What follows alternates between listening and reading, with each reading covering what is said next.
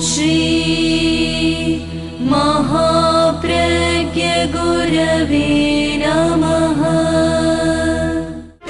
जिसके सांसों में रहता है शाश्वत शांति का स्पंदन, उस महाप्रज्ञ को वंदन, उस महाप्रज्ञ को वंदन। सत्य अहिंसा अनेकांत को अर्पित जिसका तन मन, उस महाप्रज्ञ को वंदन, उस महाप्रज्ञ को वंदन। जिसके सांसों में रहता है शाश्वत शांति का स्पंदन, उस महाप्रज्ञ को वंदन, उस महाप्रज्ञ को वंदन।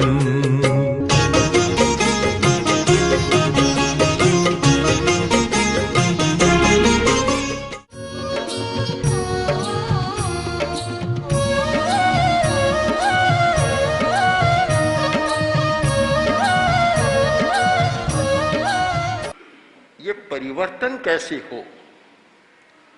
जब तक चेतना का रूपांतरण नहीं होता, आंतरिक वृत्तियों का परिवर्तन नहीं होता, तब तक ये शब्द हमारे लिए श्रुति प्रिय रह जाते हैं, आचरण प्रिय नहीं बनते। सुनने में अच्छे लगते हैं, आचरण के समय अच्छे नहीं लगते। हमें तो खोजना है वह मार्ग, वह उपाय जिससे परिवर्तन आए। मैं तो मानता हूं वह आदमी दुनिया का बहुत बड़ा आदमी है, समर्थ आदमी है, जिसने उपायों को खोजा है, उपाय खोज ली। आचार्य को उपायज्ञ कहा जाता है, उपायज्ञ, उपाय को जानने वाला। हर बात का उपाय जाने। समस्या है, समस्या को सुलझाने का उपाय क्या है, उपाय को जानता है। डॉक्टर बीमारी को मिटाने का उपाय जानता है, तब तो ठीक है। दवाइयां बहुत है, पास में डिग्री भी है, पर उपाय नहीं जानता कैसे मिटाना चाहिए, कुछ नहीं होता। धर्म का आदमी भी ऐसा समर्थ बने, उपायों को जाने, यह समस्या है, इसको कैसे सुलझाया जा सकता है और इसे सुलझाने का उपाय क्या है। उपाय को जानना बहुत बड़ी बात है। किसी को टोको रोको तो शायद और प्रतिक्रिया हो जाती है। पता नहीं मनुष्य की क्या प्रकृति है कि जो काम कर रहा है रोको, उल्टा डबल करना चाहेगा। निषेध करना अच्छा तो है, पर निषेध करने पर प्रवृत्ति नहीं छूटती। मनाही करो, मत करो, मत करो, काम नहीं होता। उपाय काम में लो। इस युग में धर्माचार्यों में आचार्य तुलसी एक ऐसे आचार्य थे जिन्होंने निषेध ही नहीं किया, निषेध तो किया पर साथ साथ में उपाय बता दिया। उसका उपाय कि यह उपाय है समस्या को सुलझाने का। बातें मान्य होती चली गई, मान्य हो गई। कैसे आखिर छूटता कैसे है? एक आदमी शराब पीता है, अब शराब छूटता नहीं है। जब समय आता है सारी आंतें नसें टूटने लग जाती है और ऐसी भीतर की मांग उठती है कि वह छोड़ नहीं सकता। हम यहां दो बातों पर ध्यान दें। एक धर्मशास्त्र की संहिता, आचार संहिता है, और एक उसकी वैज्ञानिक प्रक्रिया है। आचार संहिता वह निषेध है, हिंसा मत करो, झूठ मत बोलो, चोरी मत करो, ज्यादा काम वासना का सेवन मत करो और ज्यादा संग्रह मत करो। निषेध ही निषेध, आचार संहिता है। अब दूसरा पहलू इसका यह है कि आपने कहा कि हिंसा मत करो, पर वह अहिंसा की चेतना का विकास कैसे हो? तब तक हिंसा मत करो, इतना कहने से काम नहीं बनेगा। तो साथ साथ में हिंसा को छुड़ाने का उपाय भी हमें बतलाना चाहिए, झूठ को छोड़ने का उपाय भी बतलाना चाहिए। घर में लड़ाई झगड़ा बहुत है, इतना कह दिया कि लड़ाई झगड़ा मत करो, इतना कहने से काम नहीं चलेगा। लड़ाई झगड़ा कैसे बंद हो, उसका उपाय भी जाना जाए। आदमी ने उपाय खोजा कि मच्छर बहुत है, तो अब भला क्या करेगा, कब तक मच्छरों को मारता रहेगा, करेगा मच्छरदानी खोज ली। एक उपाय हो गया, बांध के सो जाता है, मच्छर नहीं काटते हैं। खटमल के लिए भी उपाय है और जीवों के लिए भी उपाय है। उपाय कर लिया तो न तो मारना पड़ता और न और कुछ करना पड़ता। ऐसी गंध भी बना दी, गंध जिस गंध से मच्छर पास में नहीं आते। यद्यपि अच्छी तो नहीं है, वे हानिकारक है स्वास्थ्य के लिए, पर चलती है फिरती। तो आदमी उपाय खोजता है। पुराने जमाने की बात, बच्चे मिट्टी बहुत खाते थे। आजकल तो बड़े शहरों में कहाँ मिट्टी मिलती है, फ्लैट में रहती है, वहाँ तो मिट्टी का सवाल ही नहीं है। पर जहाँ खुले प्रांगण में रहते, गाँव में रहते, बच्चे बाहर खेलते रेत में, मिट्टी खाने की आदत थी। तो अच्छा नहीं होता, तो माताओं ने उपाय खोज लिया कि मिट्टी की जगह बंस रोचन खिला दो, काम भी हो जाएगा और स्वास्थ्य भी नहीं बिगड़ेगा। ऐसे उपाय खोजे थे, सैकड़ों सैकड़ों उपाय खोजे गए कि जिनके द्वारा बुरी आदत छूट जाए और काम भी हो जाए। जिन लोगों में शराब की नशे की आदत है, उसका उपाय है ध्यान। जो लोग ध्यान में चले जाते हैं, नशे की आदत अपने आप बदल जाती है। ध्यान भी तो एक नशा है, बड़ा नशा है ध्यान भी। जब यह बड़ा नशा आता है तो छोटा नशा अपने आप छूट जाता है। लुधियाना हमारा चतुर्मास था, जब पूज्य गुरुदेव ने चौमासा किया था, कौन सी कॉलोनी थी वे, तो रात को प्रवचन हो रहा था। प्रवचन करते करते मैंने कहा कि नशा करने वाला आदमी समझदार है, कोई पागल नहीं है। एकदम सभा में सन्नाटा छा गया। अब भला पंजाब में तो खूब चलता है, और जब मैंने ये कह दिया कि समझदार आदमी है, पागल नहीं है, लोग देखिए महाराज क्या कह रहे हैं। 1 मिनट 2 मिनट तक तो एक सन्नाटा सा हो गया। मैं भी मौन रहा 1-2 मिनट। फिर मैंने कहा मेरी पूरी बात सुने बिना आप कोई धारणा न बनाए, पूरी बात सुन ले। समझदार है इसलिए कि आदमी चिंता का जीवन जी नहीं सकता, चिंता का भार ढो नहीं सकता, उसे शांति चाहिए, और वह शांति आपा खोने से मिलती है। सारी बातें भूल जाते हैं, तो एकांत होता है, तब शांति मिलती है। इसीलिए आदमी ने एक उपाय निकाला कि शराब पी लो, सारी बातें भूल जाएंगे, चेतना विस्मित हो जाएगी और शांति मिलेगी।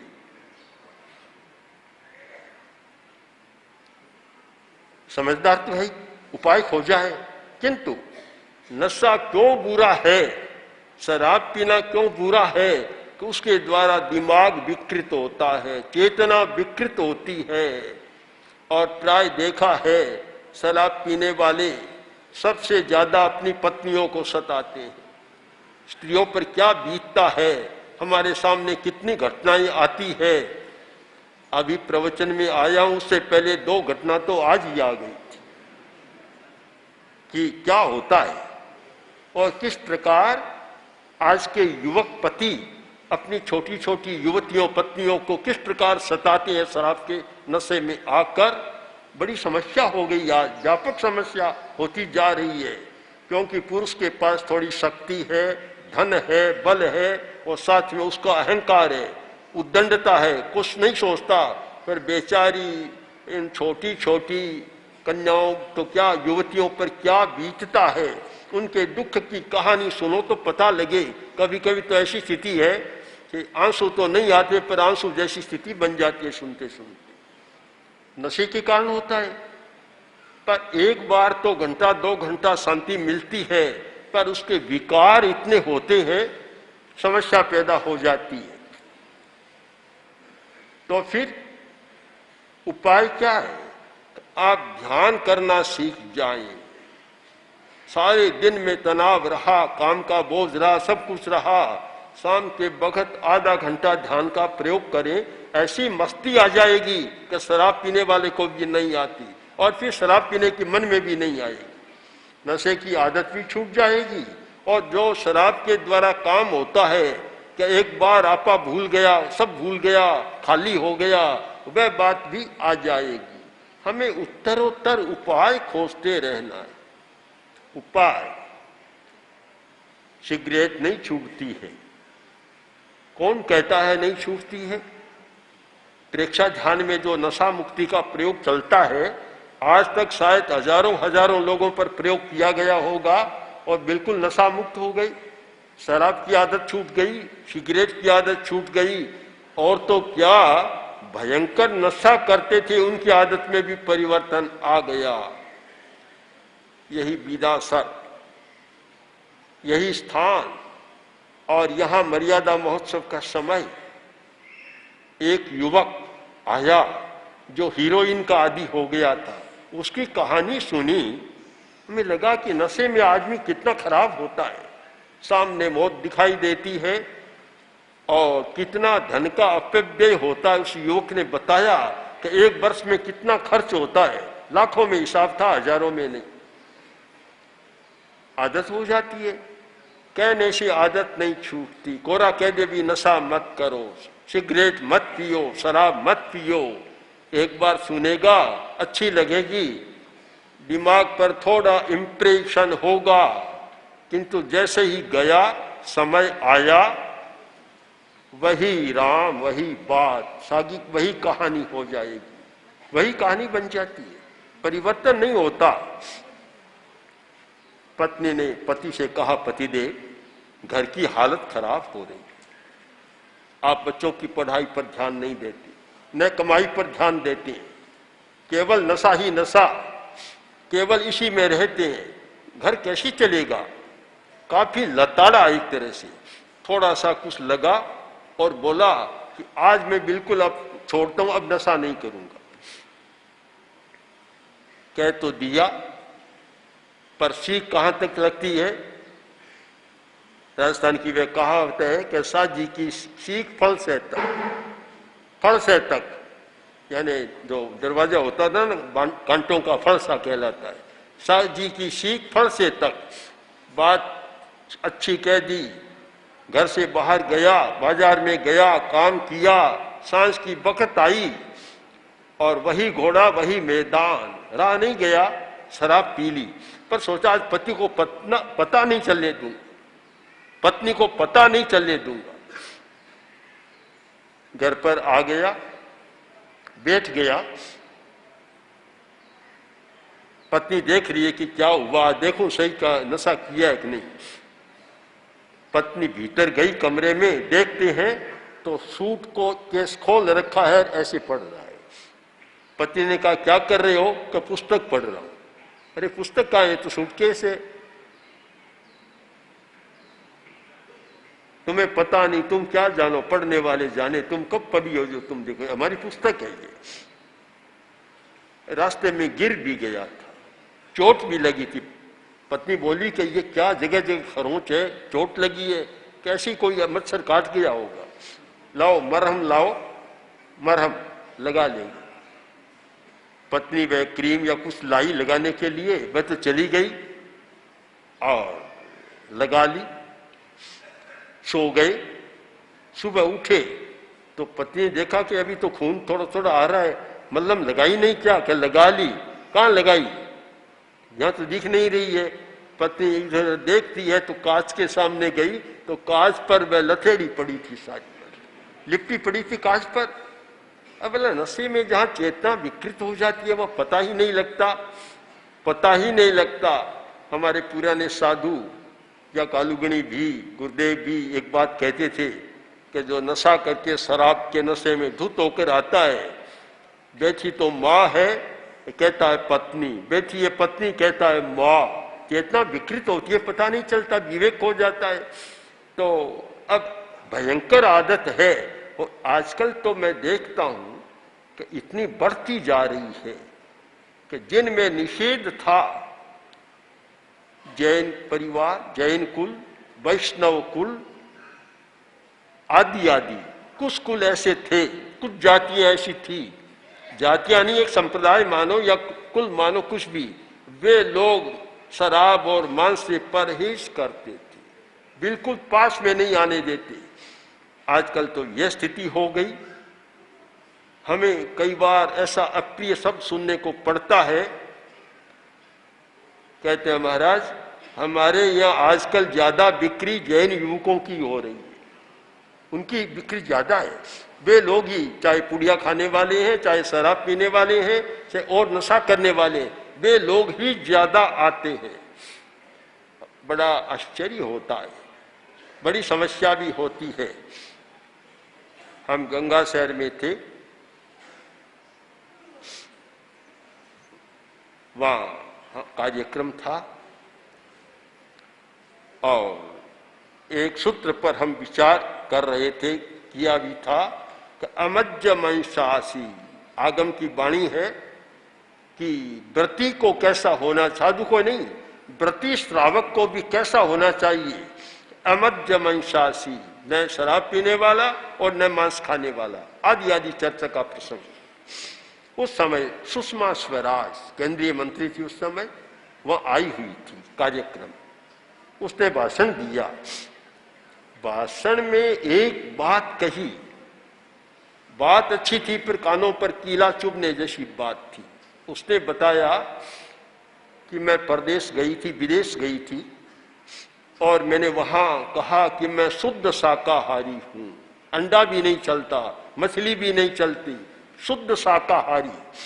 फिर देश आ गई, दिल्ली के होटल में कार्यक्रम था, मेरे पास एक जैन युवक बैठा, जैन बड़ा आदमी, धनी आदमी बैठा था। अब जो बेरा आया पूछने के लिए आपके लिए भोजन, तो मैंने कहा शुद्ध शाकाहार, और उस युवक से पूछा आपके लिए, कि दोनों ही चलता। अब सुषमा जी ने कहा कि शर्म से सिर झुक गया। फिर मैंने कहा तुम जैन हो, जैन परिवार में जन्मे हो, जैन धर्म की मर्यादा को जानते हो, मैं तो कोई जन्मना जैन नहीं हूं, पर मैं तो बिल्कुल शुद्ध शाकाहार करती हूं, और तुम जन्मना जैन होकर भी कहते हो कि दोनों चलते हैं, तुम्हें शर्म आनी चाहिए थी।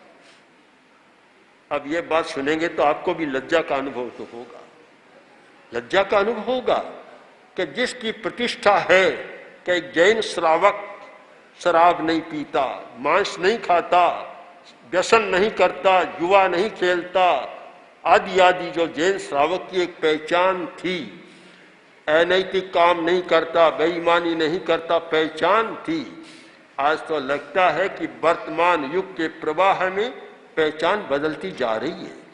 अनेक लोगों से सुना, हमने कहा भी तुम क्यों करते हो, कि महाराज हमारा वातावरण परिसर ही ऐसा है, हमारी संगत ही ऐसी है, हमारी जो पार्टी में आने वाले हैं, काम करना है, धंधा करना है, बड़े बड़े लोगों को बुलाते हैं, उन्हें शराब भी पिलाना पड़ता है, वे सब पिए, मैं अकेला कैसे बच सकता हूं।